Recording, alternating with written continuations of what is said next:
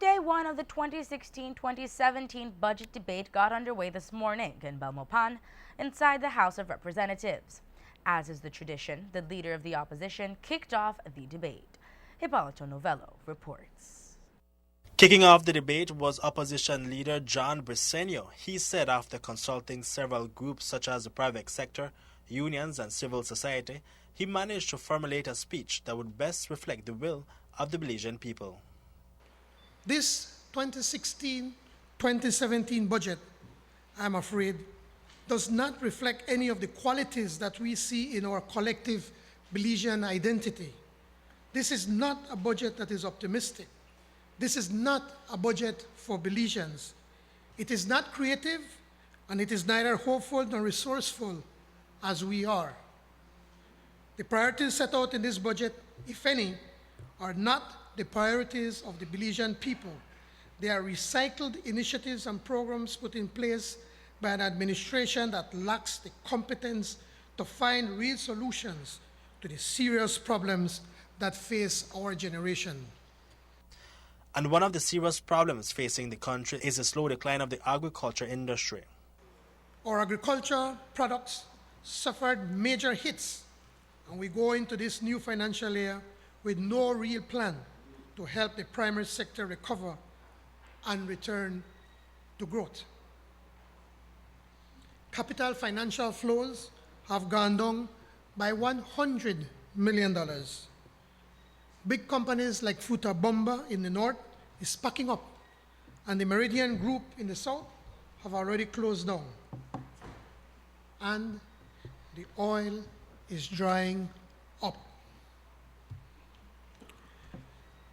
Well, Mr. Speaker, the chickens have come home to roost, and in 2016, as the soca song says, the party done. According to Briceño, this budget, quote, lacks the imagination one would expect from a new administration, end of quote. This budget will not make us safer. It will not provide those much needed jobs that will grow our economy. It will not encourage any new growth in the business sector. It will not expand education for young people who are out of school. And it is not reflecting the fairness we need if we are to lift up all Belizeans. That's because Petrocaribe isn't rolling anymore, says Briceño.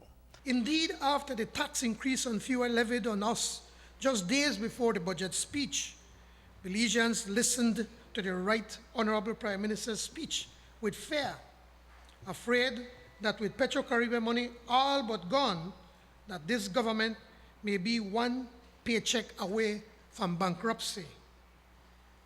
Everyone knew that the elections now behind us, this would be a year filled with pain and sorrow. But this year, according to the title of the 2016 budget, should be the year of stability in a time of change. Not so, Briceño says. The truth is that this 2016 budget is no celebration of stability. There is no boldness in this budget.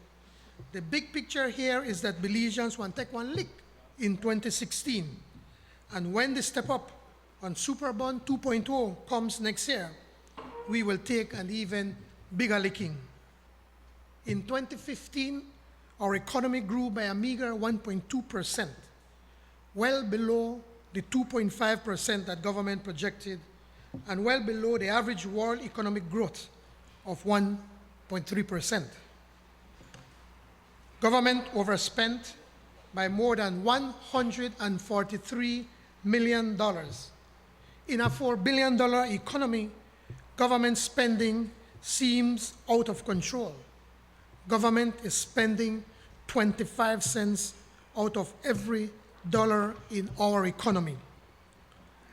At the end of 2015, we owed $2.35 billion. As everybody says, with a big B, a capital B.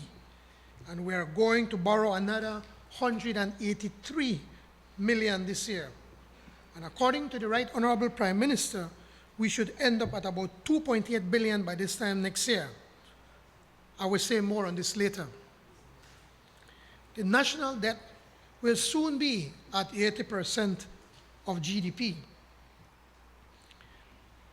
The government spent Petro-Caribe money, bonanza style, over what he called an emergency with a small e, and we squandered even more borrowed Petro-Caribe money on feel-good projects and tacos in an election year.